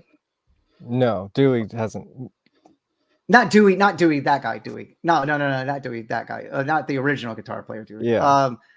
God damn it, I might be getting his name wrong. He engineered that record. He was one of Corey Smoot's friends. Oh, okay. I'm not sure. I'd have to look. I don't know that name off the top of my head. Right, because Corey used to record. Yeah, one of his friends. Where was this recorded? In Slave Pit as well? It was in the Slave Pit. Oh, the new Slave Pit. The new. Right. Yeah. Dave Gibson, John Angelo. Dave Gibson. Yeah, I didn't know about him. Like, what was his story? I'm an idiot. Gibby, not Dewey. Sorry for anybody that freaked out there.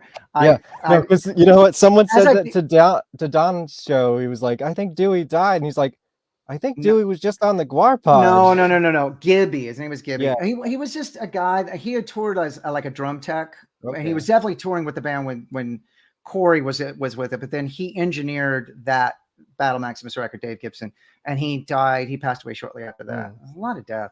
Yeah, God damn it. Sorry, people, everybody. I was thinking Gibby and I said Dewey. He's still alive. I do that all the time. And it's not an age thing. It's like I'm thinking one thing and I say it anyway.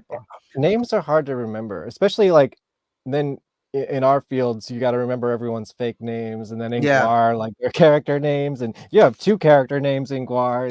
It's like I see this. Which solo is yours on the title track? I think they break it down in here. Maybe. I honestly, I listen back and I forget. I know I did a bunch, and I don't even listening myself. I'm like, am I? Yeah, look, Battle Maximus.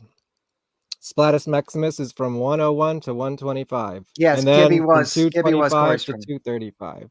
Oh, okay. They actually break it down. Oh, there we solo go. is who's in the vinyl. There we go. So, there you go. Yeah. Gibby was drummers, Corey's drummer in Misery. That's right. He was. Flattus Maximus. And I said Dewey like a fucking idiot. But no, it's all good. Anyway, we've rectified that situation. We've rectified the situation. So yeah, and you know, even the solo. I saw Mens Rea a couple times. Yeah. Even the solo on. Oh God. It might be in Torture. Mm-hmm. It might be Torture. No, the solo in Bloodbath. Like I just cut a bunch of different ones. Song on this record for sure. Oh, thank you. Yeah. Thank you very much. I was really proud of that. I know Brent doesn't like playing that song, but now he doesn't have to. So whatever. Yeah. Yeah. My demo was a little bit different. And that's funny. I found the demos for all those like my actual demos for all of those songs the other day. What did you? They were all like GarageBand demos. Logic and GarageBand. Yeah. Did you like just program the drums and whatnot? I get real nerdy about like making it sound like a record. I want to make the drums sound like, you know. And Brad's so good. I just knew I could like kind of fuck with them and just go, how about this? Exactly. Yeah. He did better, but I mean, of course he had matched it. You know, it's like it's a machine and he's doing it perfectly. But the Bloodbath solo, I did a bunch of different ones and they kind of glued two together or something like that. I do love the end of Torture, that you take one of those things to hell with me. It's like this is actually a really good record, Battle Maximus, man. Thank you. Yeah. Thank you, man. Oh, what do you guys? GarageBand, Old Bowlery. GarageBand is my preferred DAW. I can navigate it so easily. Well, Logic's basically the same thing. Same thing. Yeah. I think in the solo and Torture, that pinch harmonic, I've never hit as good a pinch harmonic, and I was so happy I did it while we were recording. But that one right there, I was like, yes, and I was so glad it got recorded. Here's a question I have: have you been in any other bands that were concept bands? And is the Draculas a concept band? The Draculas is a concept band. Yeah, yes. What's the concept? I didn't quite get it. Draculas are, so if you ever saw the movie The Warriors. Yeah. Okay, the Draculas, the idea with the Draculas is the Draculas were So you're like a gang in the Warriors? Yeah, the Draculas were a street gang. They were off camera in the Warriors. Gotcha. That's the world of the Draculas. Totally didn't get that. Yeah. For those that don't know, the Draculas are my band I have with one of my best friends, Mike Wiebe. He's in a band called the Riverboat Gamblers. It's also the drummer from Riverboat Gamblers, used to be the bass player, who is my best friend, Rob Marchant, who sold merch for GWAR when I was in GWAR. Oh, okay. And so that is the Dracula. We can get him on the show. We should. All right. I mean, he did just as much as and so that's the Draculas, and it tours without me. Unfortunately, there's a guy that looks a lot like me that plays guitar for him, but we just finished a new record. It sounds like the Dickies, Devo, and the Buzzcocks. Like it's pretty good description. Yeah, it's kind of new wavy, and I have this other facet of stuff I write that just is right for that, and then I have stuff for Rise Against, and then stuff for That's why I mean, like, you have all these projects, and they're all like just different enough where you know. Yeah, they're all. I love that though. I love that as a musician. I love not being pigeonholed with one thing, because you just like pick up a guitar and you're like,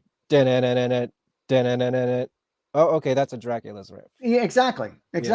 Or if it's, I know when I want to write metal, I just write stuff that sounds like GWAR stuff. Like I will write Elixir 1,000 times in a row, whatever. Nice. So it's just how it works out, You know what I thought the Dracula sounded like? Do you know the band The Epoxies? Yeah. I could see that with the synth. I like that. Yeah, I could see that. I like them a lot. The new records. There's a new record recorded that Mike will be touring real soon. But you recorded it. I recorded it, yes. Yeah. Yes. Okay. I recorded all guitar, bass, synth, drum programming. I did everything. And Mike sang. Yeah. And our drummer, Sam, played drums. Were I ever injured in GWAR? No, thankfully, no, I was not. Pete got injured enough for everybody. Oh, well, yeah. Not off stage though, more so. I did fall down, like turtleback, fell down. The guys had walked to the other side of the stage. I walked to the wrong side of the stage and tripped and fell and could not get back up. And they walked back on stage for the encore and they couldn't find me. They had no idea where I was. And so like either Dirks or had to come over and fucking pull me. I mean, they had I know. And it was dark. Is it really how heavy is that stuff? Oh my God. I mean, I say everything all together 60 pounds, but I could be wrong, but it definitely feels like 60 pounds. And you had like these crazy feet too, right? Like tell me the about big flipper feet. Yeah. Can you hit your guitar pedals with that? Like, how does that work? You know, in Guar, all I used was a crybaby. Pete used a crybaby so much, and I wanted to, I just wanted to ape Pete basically. And so, yeah, but fortunately, it's so big that I was able to just, kind of do the thing. You know what I mean? Mm-hmm. Yeah. Oh, did you wear the flattest tail? I did wear the flattest tail. That is a good question. I wore the flattest tail very seldom. And even then, one of the slaves or whoever would have to come up and take it off of me about a few songs in, but I would plod onto stage with it. I don't know if Corey ever wore it. Yeah, I didn't even think about that. I don't know, Sean, you have all the costumes, right? Like, yes, you he probably does. know, right? Wow. Okay, well, I think we covered just about I think we covered it. everything. I think we covered it. Oh, he didn't wear the tail. That's what they said. Okay. You gotta tell me at least one crazy Dave story before we go. Wait, real quick. You were the last flattest to wear the tail. Is that why you stopped wearing it? It just was so heavy and impractical. It is at the Punk Rock Museum. That's right. I saw it. That's right. I did 2 interviews there. Oh, cool. Oh, and for anybody uninitiated, since we're in, I will. Fat Mike's Punk Rock Museum. Yeah, I have a podcast where I interview guitar players. I interviewed Michael Dirks. It's called The Anti-Heroes with Zach Blair, where I interview guitar players I like. Buzz from the Melvins, Michael Dirks, Brian from Bad Religion. Brian Baker from Minor Threat, Bad Religion. Yeah, I was gonna say Minor Threat. That was my band in high school, man. Like, also a bunch of just people that I just think are really cool and interesting. Not many people of my ilk, but I do like Rob from Machine Head is coming up. Is it weekly or is it? It's every 2 weeks. It's every other week, and it takes time off between seasons. But this was the best GWARPod interview. Oh, thank you so much. I so appreciate that. Thank you. What were you about to ask? Oh, I don't know. I think I was going to advertise the next show because it's definitely relevant, which is Brent. Brent. Yeah. What should I ask Brent about? You know what? Just tell Brent I said hi. I love Brent. I love Brent so much. He's such a great guy, and we just nerd out and talk about amps because he's such a genius with Marshall amplifiers. I always see him on Instagram. Did he ever fix any of your gear? He's always fixing. He hasn't, but we've talked about it. He was really interested in the Marshall I told you about that I recorded. Violence Has Arrived with, but I need to get that dude needs a job at Marshall because they would be. Yeah, I love Brent. Well, he's such a great guy. Go hire him. Yeah, and man, just tell Brent I said hi, and I hope to run into Brent. And again. Brent stepping away from GWAR, like Or said, I definitely understand that. I did it myself. It is not a normal band to be in, and so I support his decision, and I love the guy. And man, what a fucking monster guitar player he is! What a great person! What a great guy! He lasted a good 10 years. That's he pretty did good tenure. That's a great tenure with that band. It's a lot longer than I did. I mean, I'm surprised how long you actually were in the band, like compared to. What it seems like in my mind. It was actually like 98, 99 to 2002, 3. Yeah. I forget too, but it was quite a tenure, and I'm so happy we got to make, during my tenure, in my opinion, a seminal record. Yeah. And I feel like you jump in like every, you're one of those guys who comes in and like changes the direction of the band and then jumps out. Like, I love that. Like, that's great. That. We need you. Yeah. As long as they'll let me keep doing that, then exactly. Yeah. I mean, it's a collective, and you're kind of part of it, right? Oh, I definitely consider myself a part of it. Did you ever wear the helmet? No, the Dewey helmet. No, they were talking about making me one, but honestly, my head is so goddamn enormous, it just didn't work out. Right. Wow. Yeah, I guess he was the longest guitar player, lead guitar player. Of course, Dirks has been there forever, but how many people did we have in the thing? I don't know. I won't know until after, but we have 26 in here right now. No, well, that's good. That's not bad. Yeah. Do you do your podcast live? No, I don't. Live audience. You. That's admirable there, Kevin. You do it. It's I like the Yeah, it's better with an audience. Yeah. Well, thank you for having me, Kevin. I yes, really appreciate thank you so much. Is there any? Oh wait, you gotta give us a Dave story before you go. Some crazy Brocky? Dave story. Yeah. Oh my God, dude. At Well, least I one. told- I mean, I'm sure we could do I- a whole nother episode of just Dave stories, but at I least told one. the story. I told the story in the GWAR documentary about him doing the Terminator. The Terminator, Yeah. and that really happened. You know, a side note to that story, he would Terminator ever so often, like after that. And one day in New Orleans, my aforementioned best friend Rob Archett and I, we were walking down the street, broad daylight in New Orleans. Hang on, was GWAR a psyops brought by the no. I wish. And Or it was GWAR. broad daylight. It was broad daylight, and I heard somebody like running, but like clomping, and it was Brocky. He was Terminator. He was Donald ducking with no pants on. So he had leather jacket, Terminator, and no pants and the boots, and he was jacking off and running down the street in broad daylight, New Orleans. And there was these old women in front of us, and he just ran up to us like, ah, and they kept running. Yeah. So he did that. And then one time, this was on, so DBX were on tour and we did rock. So they came through Texas and Orr and I jumped in the van and we did rock shows. So it was like rock and DBX. And we actually did a rock show at CBGB's. It was one of the times I played CBGB's was rock. Oh, wow. Yeah. And anyway. I saw Bad Brains there. Oh, yeah. Yeah. So real quick, Dave, sorry. So this very nice man let the guys stay at his apartment. I had friends in Houston, so I went. This was in Houston, and I went and stayed somewhere else. I went the next day, and Dirks was outside, just like, fuck, man. He goes, "This guy's going to call the cops, man." I go, "What happened?" He said, "Brocky." So I guess Brocky did acid all night, and he found this guy's like video equipment, and he wanted to make a movie, like not a video. He wanted to make a World War II movie. And so he found the guy had a bunch of flour.